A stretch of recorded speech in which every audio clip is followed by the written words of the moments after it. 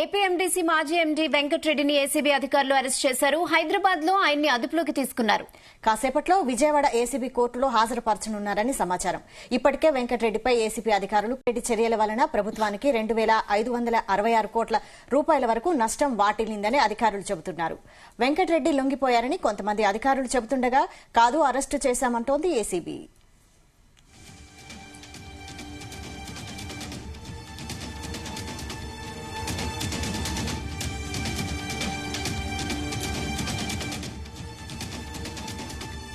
నాటి సీఎం జగన్ అండతో గనుల శాఖలో అక్రమాలకు పాల్పడినట్లు వెంకటరెడ్డిపై అవినీతి నిరోధక శాఖ కేసు నమోదు చేసింది. కుట్ర, అవినీతి, దోపిడీ కేసుల్లో తొలి నిందితుడు A1 గా వెంకటరెడ్డి పేరును పేర్కొంది. మరో ముగ్గురుపై కూడా కేసు నమోదైంది. వారిలో గనుల శాఖలో మరో కీలక అధికారి పేరు కూడా ఉన్నట్లు సమాచారం.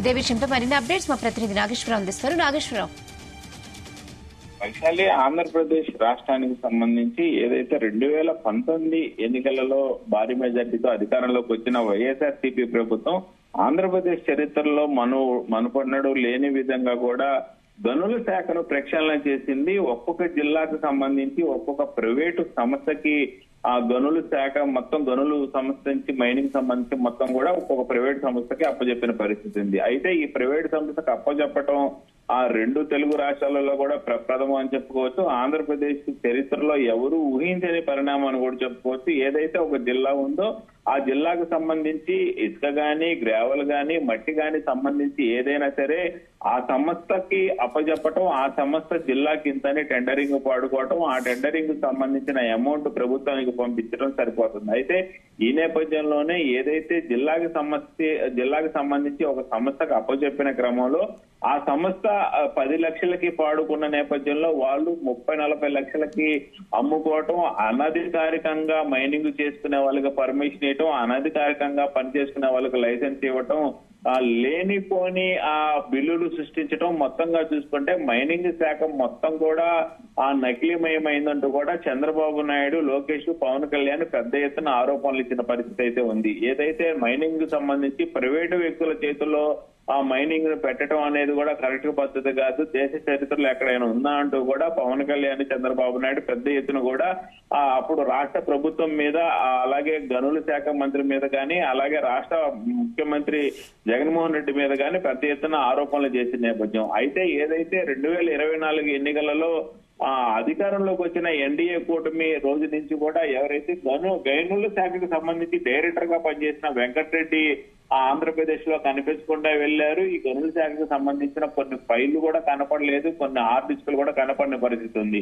అయితే మొత్తానికి ఎన్డీఏ గవర్నమెంట్ అధికారంలోకి వచ్చిన నాటి నుంచి కూడా పరారీలో ఉన్న వెంకటరెడ్డిని ఈ నెల 15న మొదటగా ఆయన మీద దొరికిన ఆధారాలతో కేసు నమోదు చేశారు. కేసు నమోదు చేసినప్పటి నుంచి కూడా ఆ మైనింగ్ శాఖకు సంబంధించిన మాజీ డైరెక్టర్ వెంకటరెడ్డి మీద వలపన్ని పోలీసులు ఎట్టికేలకు పట్టుకున్నట్టు తెలుస్తా ఉంది. ఆయన్ని హైదరాబాద్ లో అదుపులోకి తీసుకొని విజయవాడ తరలించినట్లు కూడా సమాచారం అందుతుంది. ముఖ్యంగా ఏదైతే వైసీపీ ప్రభుత్వంలో ఇసుక దోపిడికి వెన్నుగా, దన్నుగా, అండగా నిలబడి కోట్ల రూపాయలు దండుకున్నట్టు కూడా అభియోగాలు వచ్చాయి. కోట్ల రూపాయలు ముడుపులు కూడా ప్రభుత్వంలోని ముఖ్య వ్యక్తులకు ఇచ్చారనేది కూడా ఆదుతా ఉంది. అలాగే ఏదైతే రాష్ట్ర వ్యాప్తంగా ప్రధానంగా ఉన్న జిల్లాల్లో మొత్తం కూడా అక్రమ మైనింగ్ జరిగి, అక్రమ మైనింగ్ ద్వారా లక్షలు కోట్లు సంపాదించుకొని ప్రభుత్వ ఆదాయం రాకుండా భారీగా గండి పొట్టారని కూడా ఆయన మీద కేసులు నమోదైన ఈ నేపథ్యంలోనే ఆయన కోసం పోలీసులు వెతుకుతున్న నేపథ్యంలో ఎట్టికేలకు ఈ రోజు హైదరాబాద్ లో అదుపు తీసుకున్న పరిస్థితి అయితే ఉంది. ఏదైతే గనుల శాఖకు సంబంధించి ఇసుక, ఖనిజ, గనుల దోపిడీకి సంబంధించి ఆయన గత ప్రభుత్వానికి వెన్నుదండుగా ఉండి సర్వం తానే అయి వ్యవహరించిన ఆ గనుల పూర్వ డైరెక్టర్ విజి వెంకటరెడ్డిని అయితే ప్రస్తుతానికి అవినీతి నిరోధక శాఖ ఏసీబీ ఎట్టికేలకు అరెస్టు చేసింది. హైదరాబాద్ లో గురువారం రాత్రి 9:30 గంటలలోపే ఆయన్ని అదుపులోకి తీసుకున్నట్టు తెలుస్తా ఉంది. అలాగే రాష్ట్రంలో కూటమి ప్రభుత్వం ఏర్పడిన కొన్ని రోజుల తర్వాత ఆ పరారైన ఆయన 3 నెలలుగా కూడా తప్పించుకుంటా తిరుగుతున్న పరిస్థితి. ముఖ్యంగా గనుల శాఖల్లోని టెండర్లు, ఒప్పందాలు, ఆ ఏపీఎంఎస్సీకి సంబంధించిన నిబంధనలు, కార్యక్రమాలు, ఇసుక తవ్వకాల్లో భారీ ఎత్తున కూడా అక్రమాల అవినీతిలో ఆయన కీలక పాత్ర పోషించాడని ఆయన మీద అభియోగాలు ఉన్నాయి. అలాగే అవకతవకలకు పూర్తిగా తెలిసి ఇష్టపూర్వకంగా ఆంధ్రప్రదేశ్ ప్రభుత్వానికి లాభం చేరకుండా అడ్డుపడి వ్యక్తిగత ప్రయోజనాలకి ఆయన ఉపయోగపడ్డాడనేది కూడా ఆయన మీద అభియోగాలు పడ్డ పరిస్థితి ఉంది. అయితే ముఖ్యంగా కొన్నాళ్ల కిందట రాష్ట్ర ప్రభుత్వం ఆయన్ని సస్పెండ్ చేసిన పరిస్థితి ఉంది. ఆ నోటీసులు అందివ్వడానికి ప్రయత్నించినా గానీ వెంకటరెడ్డి ఆజుకి లభించలేని పరిస్థితి. అయితే ఆ గనుల శాఖ అధికారుల ఫిర్యాదుల మేరకు వెంకటరెడ్డిపై ఈ నెల 11న కేసు నమోదు చేశారు. అవినీతి ఎప్పుడు కోర్టులో హాజరుపరిచే అవకాశం ఉంది?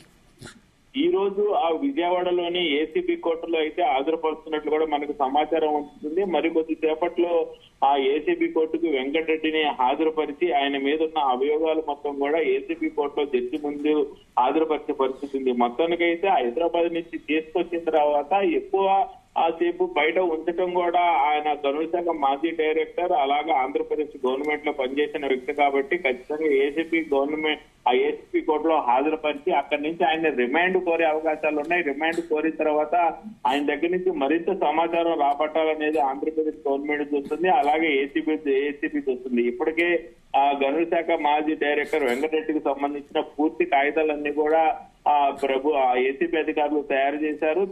అలాగే నాగేశ్వరరావు ఆయన అంతటా ఆయన లొంగిపోయారా లేకపోతే పోలీసులే అదుపులోకి తీసుకున్నారా? ఈ విషయంపై ఏమైనా క్లారిటీ ఉందా?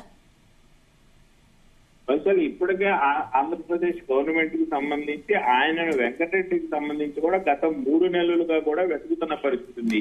ఈ 3 నెలలుగా వెతికే క్రమంలో ముందు ప్రధానంగా ఆయన మీద వచ్చిన అభియోగాలకు సంబంధించి ఆయనకి నోటీస్ అందివ్వడానికి, అరెస్టు చేయడానికి కాకుండా ఆయనకి నోటీస్ అందించడానికి, నీ మీద ఇలా అభియోగాలు వచ్చినాయని ఆయనకి నోటీస్ అందించే క్రమంలో ఆయన కోసం వెతుకులాడడం ప్రారంభించారు. 3 నెలలుగా ఆయన ఎక్కడున్నారని కూడా తెలియని పరిస్థితి, ఆయనకు ఆ నోటీసు కూడా అందజేయలేని పరిస్థితి ఉంది. మొత్తానికి ఆయన ఇంటి వద్ద నోటీసు అందించిన పోలీసు అధికారులు మొత్తానికి ఆయన హైదరాబాద్ లో ఉన్నారనే సమాచారంతో పక్కా వలపన్ని పక్కా సమాచారంతో ఆయన చాకచక్యంగా పట్టుకొని విజయవాడకి తీసుకొచ్చిన పరిస్థితి అయితే ఉంది వైశాలి.